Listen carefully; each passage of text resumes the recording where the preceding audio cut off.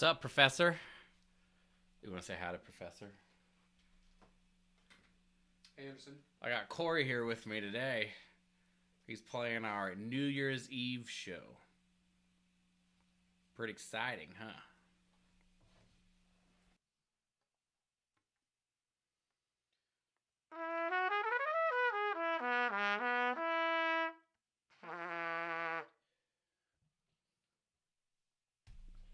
He's also going to watch the stream on his phone while he's in the same room as me. So that's pretty exciting. How was your Christmas? Did you see any family, or was it just you and Jean Marie? Hello, Josh. What's going on, man?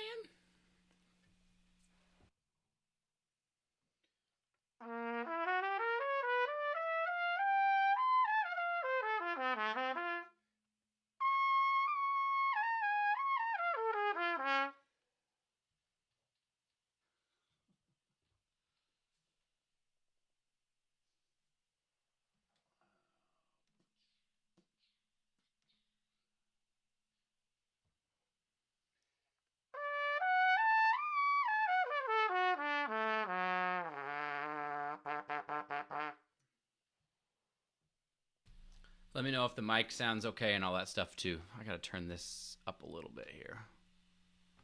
My voice should be better. No, that's all right. Yeah, we stayed here for with Kathleen and the kids, and then Kathleen's parents came in too. So it was pretty sweet. It's pretty nice. Trumpet is very loud. Yeah, I can say. I'm gonna try it again.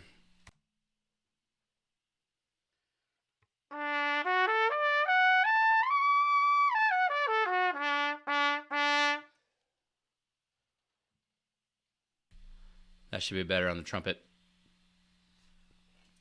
All right. Well, it's just you, me, and Corey here, so I'm just gonna.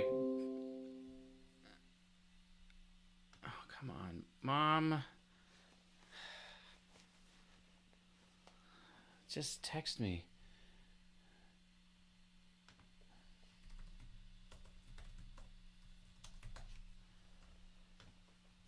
All right. So my plan for today is to I'm going to work on the end while I have some face to do it. So I'll probably just start here. So 1, 2, 3, 4 before 38, and I'm just gonna do it slowly a couple times and work my way up there. Barbara would talk. I mentioned this last stream. Barbara would talk a lot about how, this is the end of a 10-minute piece or something like that. So it can easily be difficult to execute this at the end of a long piece like this. So we start just a little bit before it, and we learn how to do it. And Barbara, she'll talk about how people will say, oh, well, it's easy then. But that's kind of the point. It being easy means we can sort of develop a motor pattern, so our chops know what to do when we get there, giving us the best chance to execute it. So I'm going to do it at, let's find out what tempo.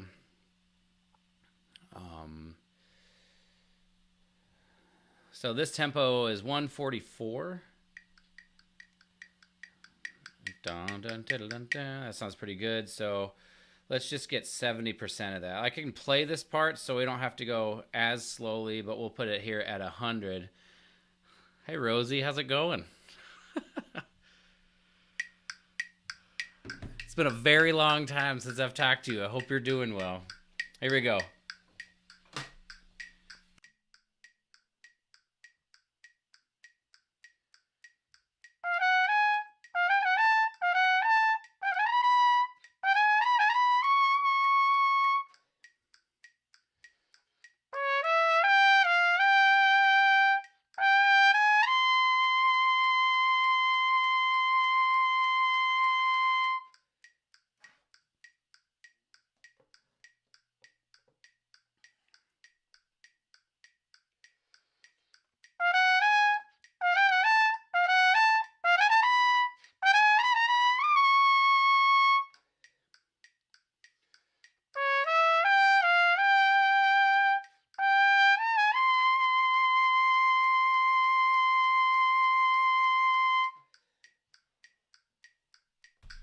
So I'm only going to do this like 4 or 5 times total.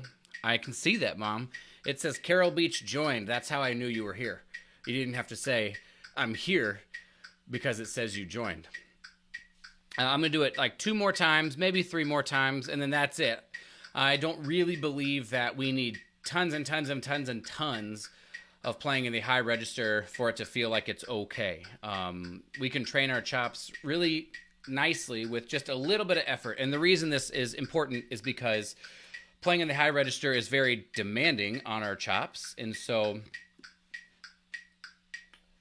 it's very demanding on our chops. And so a little bit, in my opinion, goes a long way. I kind of learned this through playing and practicing the Brandenburg. I had a couple of performances where I was playing the Brandenburg over and over and over and over and over and over again, thinking that that was gonna, I just needed to play it a lot, and I ended up being tired and sounding not as great for the performances. And I did it recently in Malaysia this past March, and I basically would practice the piccolo for like 8 or 10 minutes a day, and I felt like it really made a big difference in how strong it was. Because if you think about it, the Brandenburg is not that long of a piece, so I don't need to be able to play the piccolo for an hour to be able to play the Brandenburg. I just need to be conditioned to be able to play in the upper register like that. So that's kind of what my goal is here, working on the end of the piece, just getting a motor pattern set, so when I get there, when I play it for real, I've gone through it a couple of times the way I want it to go.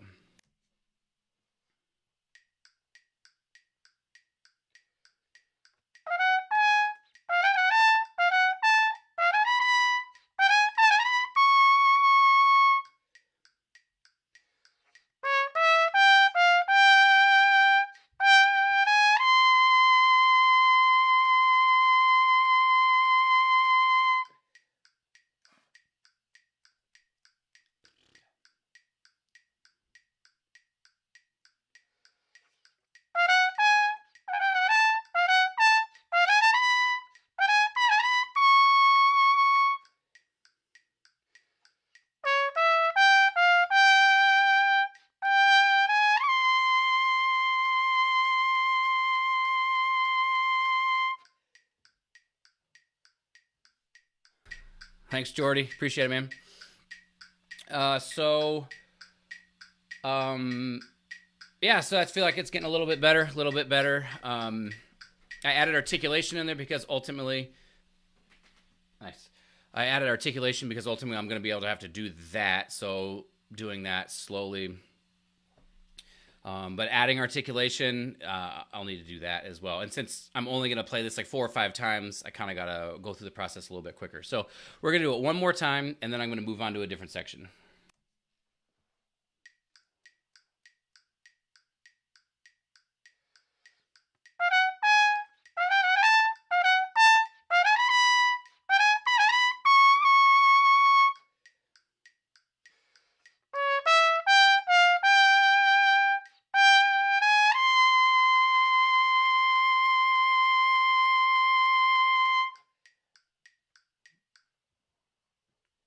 So the other benefit that comes from playing this stuff slower is that it's on my face longer. So even though I'm playing it slower and I'm not playing as long of a section, I'm still conditioning my face to feel feel the trumpet on my face for a long period of time, right? Which is what we need to be able to do to be able to play something for a while. So I'm going to move on now to where is it? Right here. This section is incredibly annoying, this muted section, and I'm going to play it at 60% 4 times slurred, and then I'm going to play it 2 times at 70% tongued, and we'll see how that goes.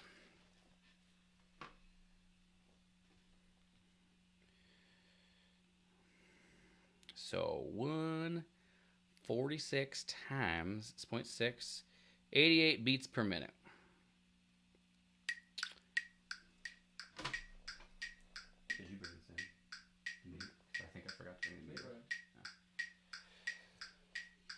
All right, here we go. Here's time number 1. Slow and slurred. One of 5 times.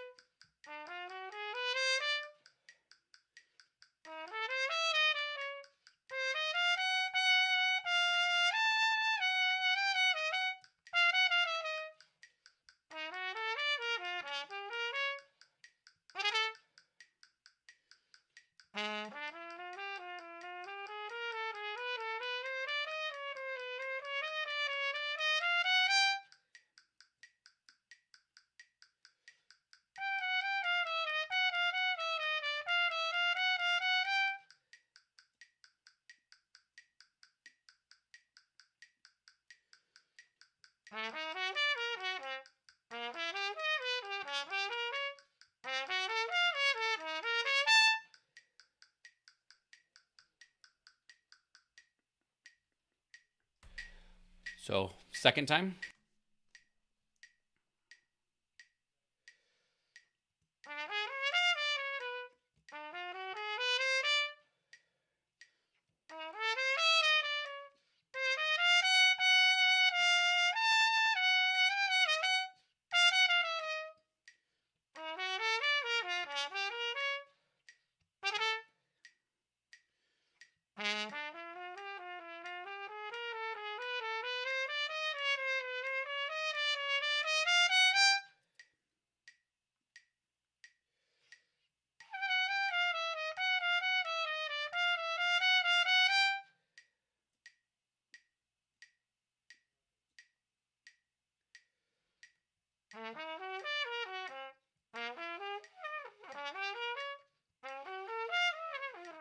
Jesus.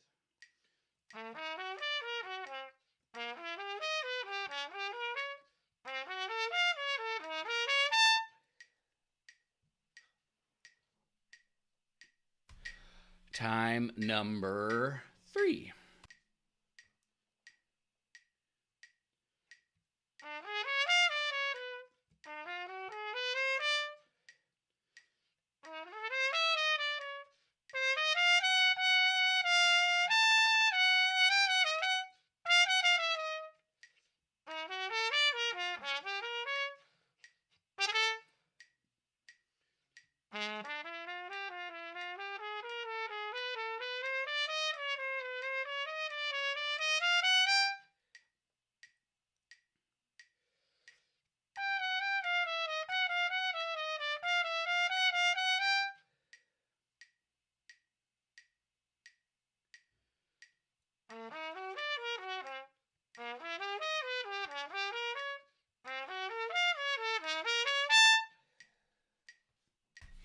So it's getting a little bit better by a little bit better, which is nice. So I got 2 more times, and like I said, I'm going to go to 70% and play it 2 times there, but tongued to make sure that I can do that.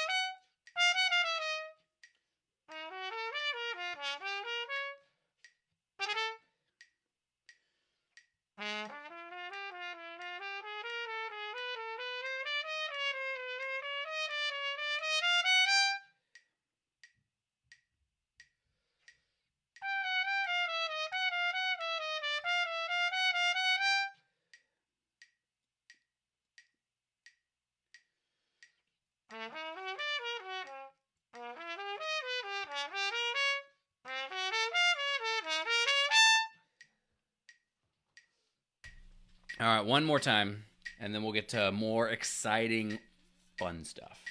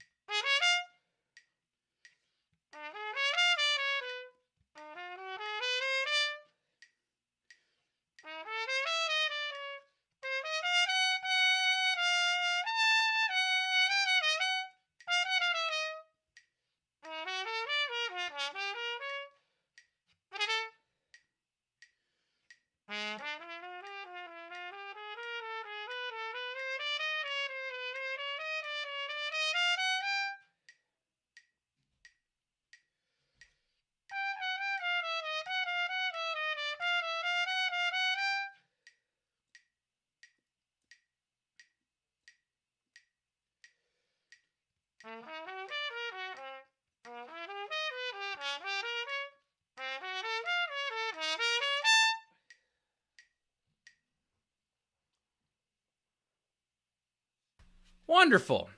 So, what's we gotta find out what 70% is now. We're still dealing with like low percentages because We're still early in the process. We're only week 6. We got all the way till week 12. So I'm not really concerned with going much faster. I'm not concerned with proving to myself that I can play this faster. I'm only concerned with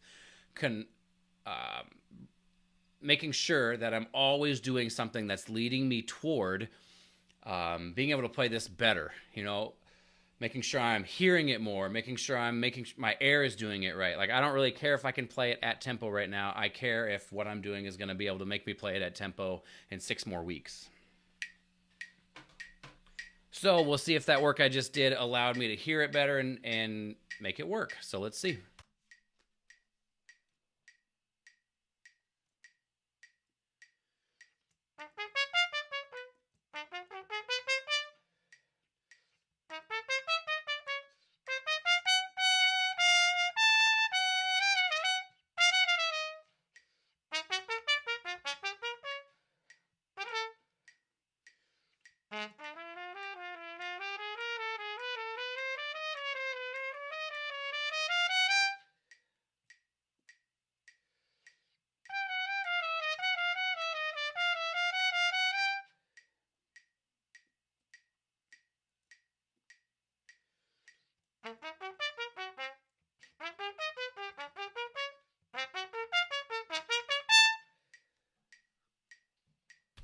Not bad. Not bad at all. This section is so annoyingly atonal to me that I feel like I'm finally getting used to what this is sounding like, so I can play it a little bit more consistently. One more time, and then we'll move on.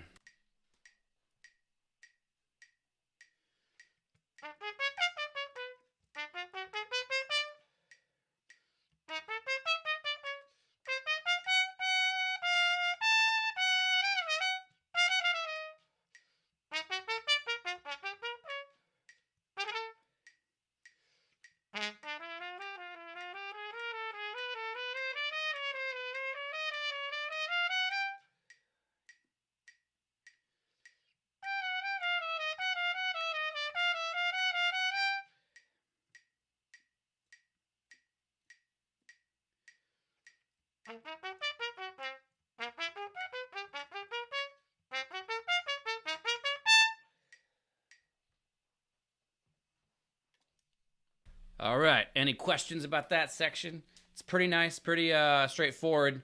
It's just getting into my ear. Do you remember what else I said I was going to do? You know about the mute change idea? No, I'm just going to put the whole thing muted. Yeah. I had a plan, but That was all you said. let's work on the last 2 pages.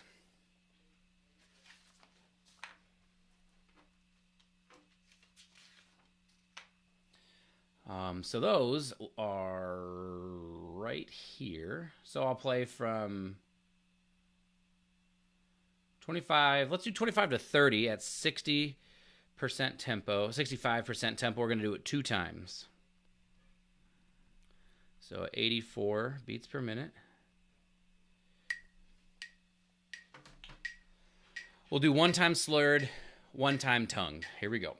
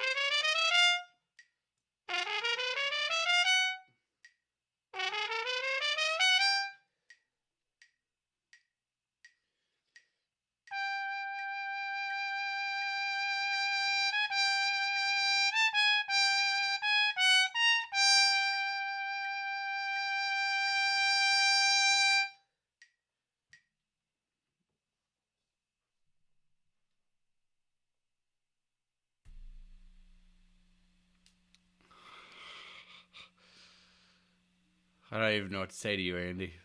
I feel like you could make an Excel spreadsheet with the different percentage used in the columns and number of repetitions done on the rows is an efficient way to show your progression in practicing. You could publish it with your idea, explain it at the top of the page, and it would really benefit lots of musicians. I actually agree, Robbie. I thought about doing that in conjunction with that other project I was talking to you about that I'm going to promote in a couple of days or whatever, but it would be a lot of work. I'm not against doing it. So if I get, I don't know, anybody who's here, feel free to comment, and anybody who may be watching this afterwards, feel free to comment. If you find it would be beneficial for me to write up what percentages of things I use, how many repetitions I might use to give some sort of a base guideline, so to speak, I'm more than happy to do that. So yeah, just let me know. Here's the tongued version.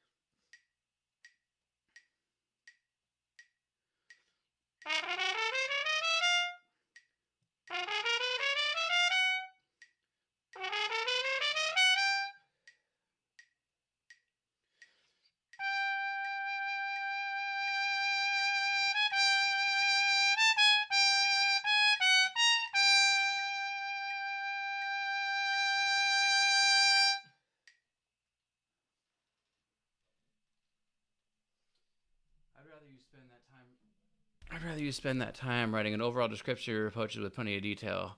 But a spreadsheet, yeah, so not a spreadsheet, but sort of a, you can describe the percentage approach and let people do their own math. So, like, hypothetically speaking, if I made a podcast episode where I discussed that kind of thing, do you feel like that would be beneficial? Comment below. All right, so let's move on to this double tongue section. We'll go, we'll just do this, 31 to 32.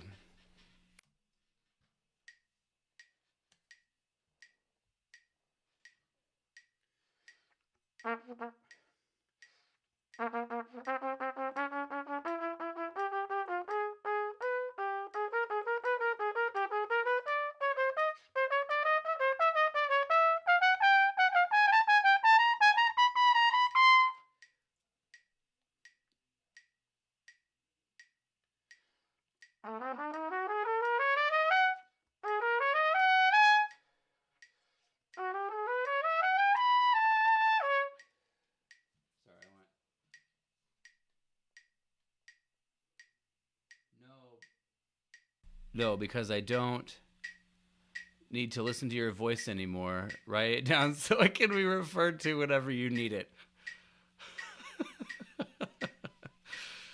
All right. I'll try to write something out and see if I can figure out something that might work. I'm happy to do it. I think about this stuff all the time, and I talk about it all the time, so it's certainly fresh. Let me do that part again, 31 to 32 again.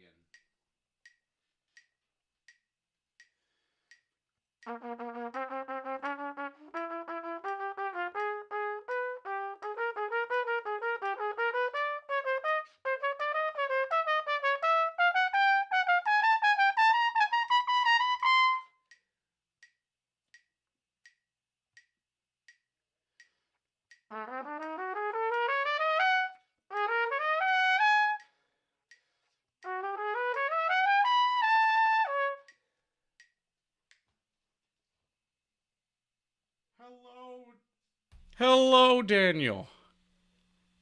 All right. Dan Carson, if you stay in this stream until the very end, I will play the voice lesson again. So like 7 o'clock. If you're here at 7 o'clock, I will play the voice lesson again, and we can all watch it together, all 6 of us. All right, where are we here?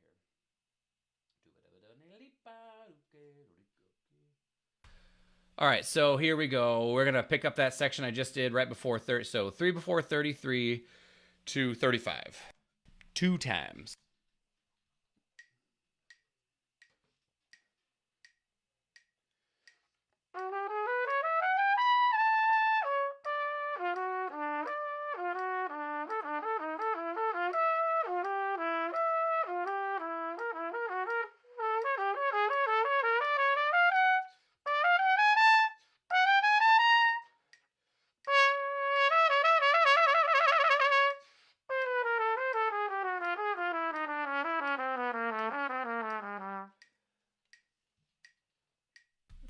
And then we'll do it one more time, tongued.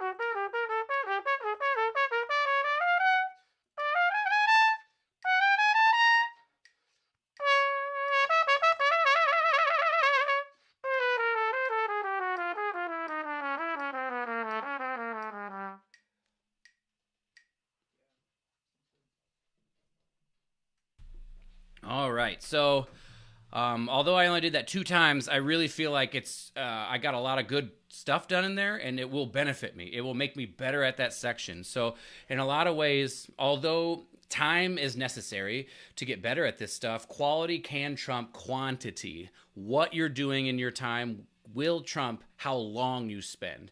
And this is kind of the whole idea of the live stream, is trying to show at least one way to approach practicing where I try to have a really methodical way of going about it. Tom Hooten is another guy I've heard that when he talks about practicing, you can hear it's incredibly methodical. He has a plan, he has goals, he knows what he's trying to accomplish, and look how successful that guy is. So it's definitely important to try to work towards becoming more and more methodical, but sometimes it can be hard. In theory, what does more methodical mean? So hopefully, yeah, like I said, these live streams are kind of an example of what it can mean to be more methodical. So I'm going to start at the beginning. Not the very beginning. Right here at 7. I'm going to play this just one time, 75%.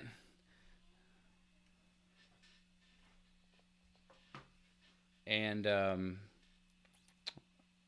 then I'll talk about what I'm gonna do after that. 95.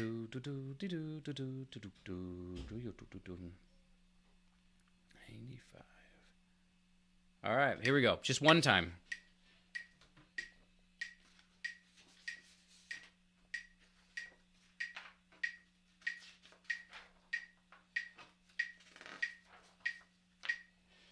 Okay.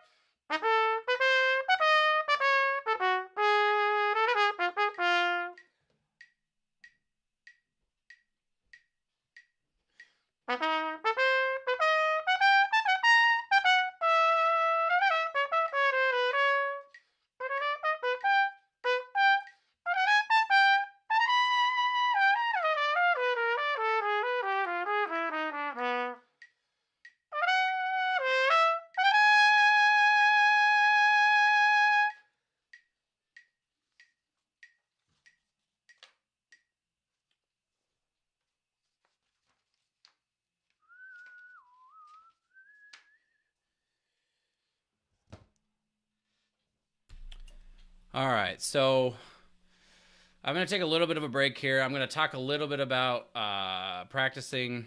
Probably try to take like a 5-minute break, and then I'm going to play the piece. For those that don't know, we have my friend Corey back here in the corner, and I'm going to play the piece. I'll set up the mic a little bit differently so I can stand, and we'll figure that out, and I'll perform it. And the reason I'd like to do this is, yeah, it's a union gig. I need my 5 minutes. The reason I'd like to do this is because so far I have not played anything above 75% tempo, right? In the last 6 weeks. Or 5 weeks, I guess. So I've been basically practicing for 5.5 hours on the Jolove. I haven't played anything above 75%, and the majority of what I've played has been 60 to 65%.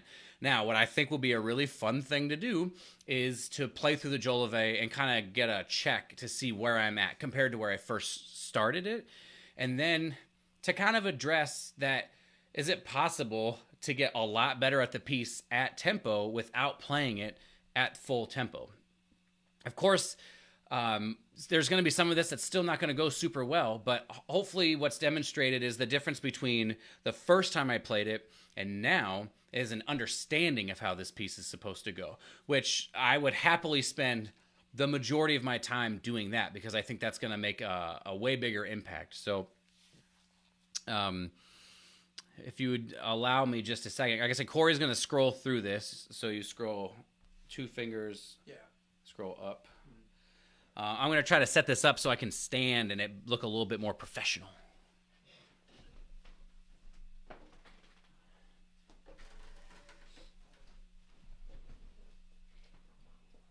Hey, you're fine, dude.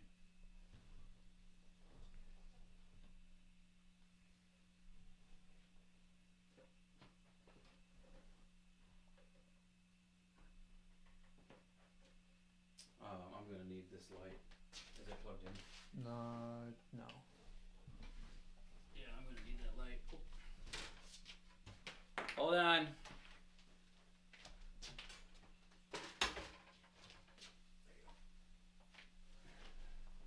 Yeah, okay, that's better. Cool.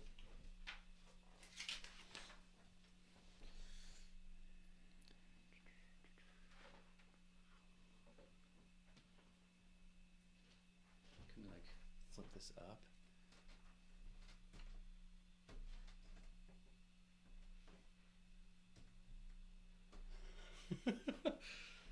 Oh, that worked. Okay, cool. Nice. All right, so here we go. This is going to be the performance of the Jolove concertino to the best of the ability that I have right now. I had a rehearsal today, so there's just, everybody knows, good chance I'm going to be tired at the end of this. You have the right mic on. I gotta switch it. Here we go. Ready? 3, 2, 1.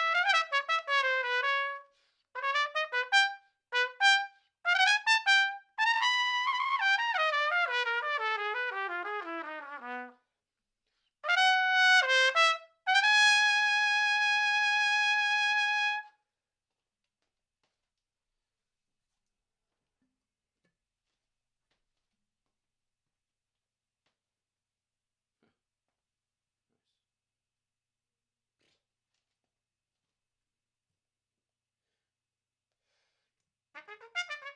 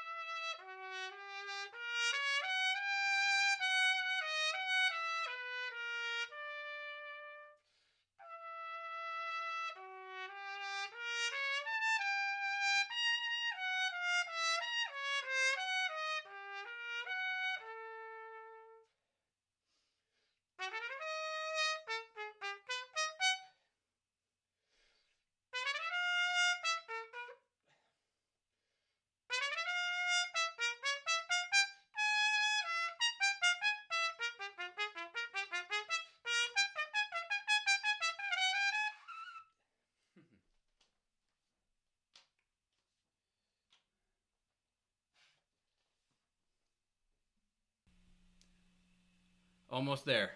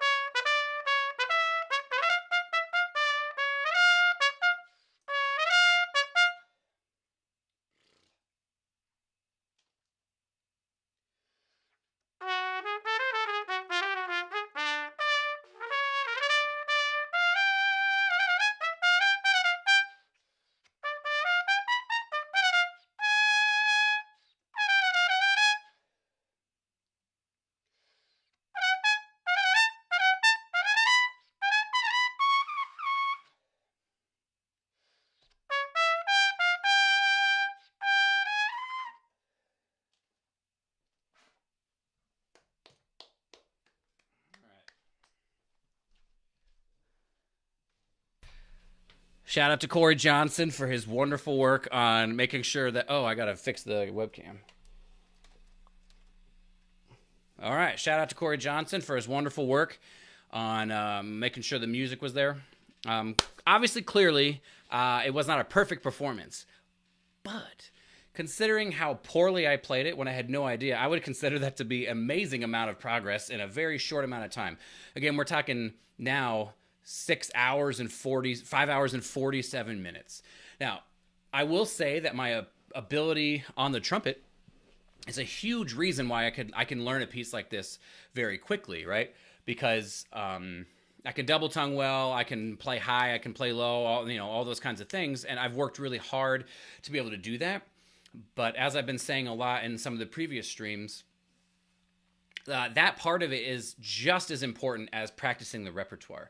And if you're a person who has weaknesses as a player, it's important to address those because they're holding back they're holding you back in terms of how quickly you might be able to process repertoire, but then also with the consistency you can do it. That being said, how you approach various pieces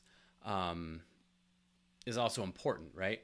You need to be able to address them in such a way that you're always improving something. Now, again, I did that to sort of give myself, every once in a while, it's kind of nice to say, okay, I wonder where I'm at. But the bulk of the work I've done from stream number 1 until right now, so we're talking a little under 6 hours of work, has been multiple repetitions at 60%, 65% tempo, a couple of repetitions at 70% tempo, and then literally one repetition, I think, this stream at 75%. So if I can go from not knowing this piece to being able to play it like that, never even touching the full tempo, it's worth considering that we don't need to play at full tempo to be able to learn to play it at full tempo. And that understanding what's happening is more important to being able to do that than understanding what it should sound like, and how you want to play it is more important than necessarily just being able to sort of get through it, right? There's this quote. What is that quote? Amateurs practice till they get it right. Pros practice till they can't get it wrong. I've started to understand that concept because of this work that I've been doing and thinking this way. So, again, like, there's still work to be done. I'm not even remotely saying that it was a perfect performance, but there's a significant amount of that went very, very well, especially compared to the first time I did it. So if you're with me now, and if you're with me now, I hope that's at least something, especially now that I've played it and we kind of get an idea of what the work I've done, what that's led me to. Hopefully it at least sparks some sort of curiosity. And if you're listening later or something like that, hopefully it sparks some sort of curiosity as to, if you're not someone who employs especially slow practice, but even more so methodical slow practice, what that might do for your playing. So I don't know if anybody has any questions that's in here with me. I don't have any face left, so I can't really play anymore, but I'm happy to hang out and ask questions if need be. So I'll stick around because there's a delay, as I've said before. So I'll stick around, and you can let me know. I thought that went pretty well, actually, all things considered. I'd be happy with that as a performance. It was really good. Especially for the reversal back then. Yeah. I mean, but I will also say that you get 10 more minutes of me, Professor, not necessarily methodical. You just get to hang out with me for 10 more minutes. I will say, too, that because I wasn't able to play the high stuff at the end, I'm incredibly glad that I practiced it at the beginning, right? Those couple of repetitions made it so that I can feel confident that even though I may not be able to play it at the end of my practice session, I still made progress on that. So, if there's any, I'm happy to give methodical practice suggestions. Just give me something else to talk about.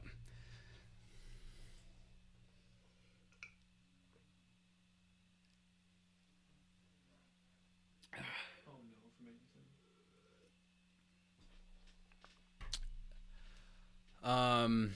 So I started this live stream, Jeffrey. How are you doing? It's been way too long, and I hope you're doing really well, man. I miss you. But I started this stream as just kind of a way of, I did a poll. I think you voted in that poll to pick a piece. So, sometimes when you let other people pick things for you, it gets you outside of your comfort zone. You might pick something you might not normally pick. And then the live stream is sort of just like an accountability for me, but also I just thought it would be interesting for me to find out how much can I get done if I only practice for 1 hour, and that's all I get per week. But then also, if other people want to watch it, if they find it interesting, if they can glean anything from it, I thought that might be kind of nice. So ultimately, I'd like to move this over to my artist page, which you can find at RB Trumpet if you search that, which I think everybody's following me there. But I did it here today because I feel like more people see it for now. So on January 1st, I'm going to make a big announcement about a podcast that I've started, and I've got a bunch of episodes done. I'm going to release them on the 1st and the 15th of every month. I have one out now. And so since you guys are here with me, all 4 of you are here with me in the stream. If you want to check it out, the title of the podcast is That's Not Spit, It's Condensation. And yeah, so there's one interview. It's with Demondre Thurman. If you don't know him, he's an incredibly famous euphonium soloist, and he teaches at IU now. And he also teaches at Sanford, where I know him. It's about an hour and a half long, so you can digest it over a couple of different listens. But it's a really, really great interview. Lots of really great advice for conductors and freelancers and students and stuff like that. So I wanted to have it be long so we could really dig into things like that. And so, yeah, if you feel like checking that out, that's fine. I'm going to make a big announcement of it on New Year's Day and get it going. So, Jonathan Algar, when you're working on a piece and the high stuff isn't working on some days, how do you deal with that? Do you keep working on it to figure out why it isn't working, or do you work on something else instead and wait till it works again? So, like I was saying, high register stuff, John, is because it's so taxing on your face. If it's something you're worried about in a specific piece, you kind of have to put it early on in your practice session. And if it's a day where you've played a lot, like I had a 2.5 hour rehearsal a day, if you've played a lot, maybe you don't get a lot of time in on that, but you want to get it when you're as fresh as you possibly can be. So like I said, you can kind of work on it. And so maybe you don't have something that's piece specific.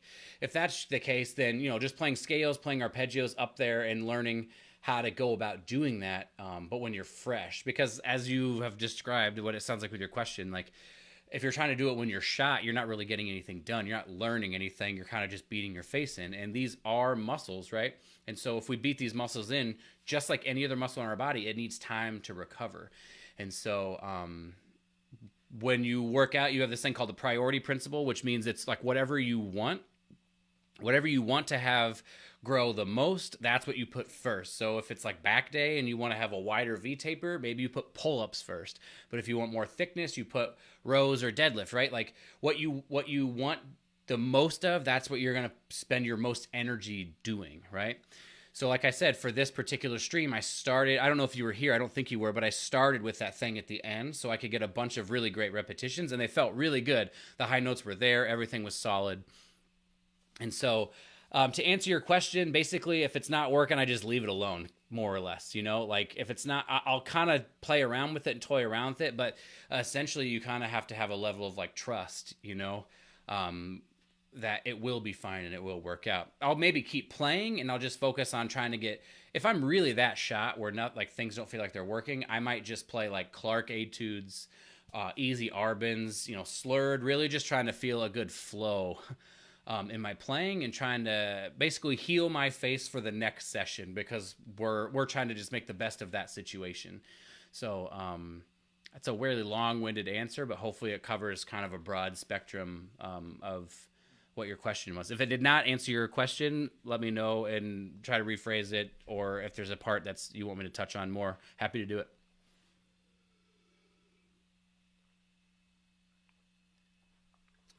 Also, Jeffrey, I think I answered your question too, right?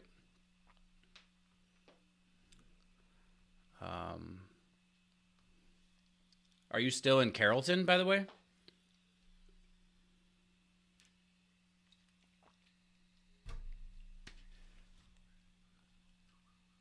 Yeah, that was cool. That was actually like really fun. Also, I guess I'll say this to everybody. Also, I'm going to go back and listen to that performance and make notes just like I did on the first one. And then I'll post those notes and everybody can kind of see what I would take away from that, how I'm going to work on those kinds of issues that I'm having, because some of it was my face was beat up, but there's still some sections that I just don't know how to traverse as well as I should. And I'll make up, a plan for that, and then I'll demonstrate it here. And if it helps, cool. And if it doesn't, there's lots of different ways to go about doing stuff. So I'm happy. Again, it's weird. Like live streaming is still weird to me to wait for this 8-second delay. It's not like a conversation. So I'm just trying to bide my time until I see the chat thing. So, yeah, Jeffrey, we're doing Rite of Spring and Carmina Burana in January. I'll get the exact dates and text you, but that would be a cool show to come to if you wanted another reason to come hang out. Although I'm going to have a full house, so if you're planning on staying the night or something like that, I don't know if I'd have a bed for you.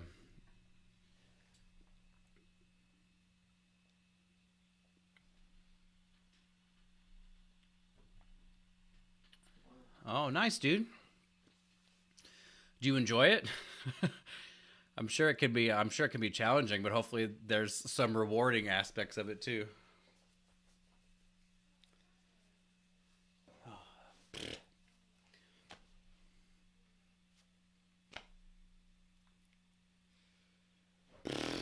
So, yeah, well, anybody have any other things in general? I hope everybody had a Merry Christmas. I did. I'll show you a cool present that I got.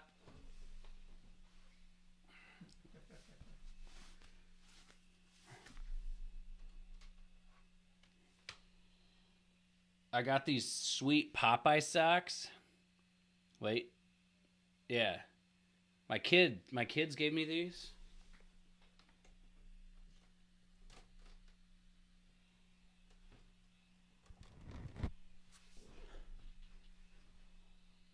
Yes, I am married, Jeffrey. So yeah, my kids gave me that sounds like a conversation for another time. But yeah, they gave me these Popeye socks, but they didn't know who Popeye was. They just thought they were funny socks, which is even more hilarious, I think. And got some other cool presents and spent some time building Legos. So Lego sets with my kids. So it was a really great day for me.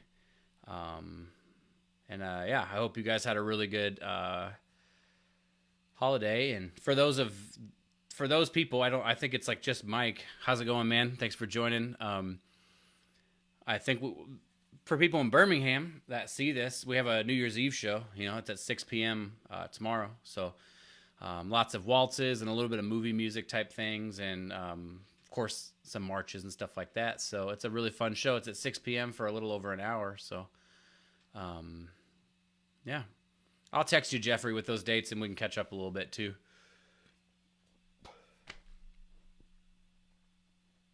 All right. Well, let's see if I can find it. Stan still watching? No. He texted me and said he couldn't.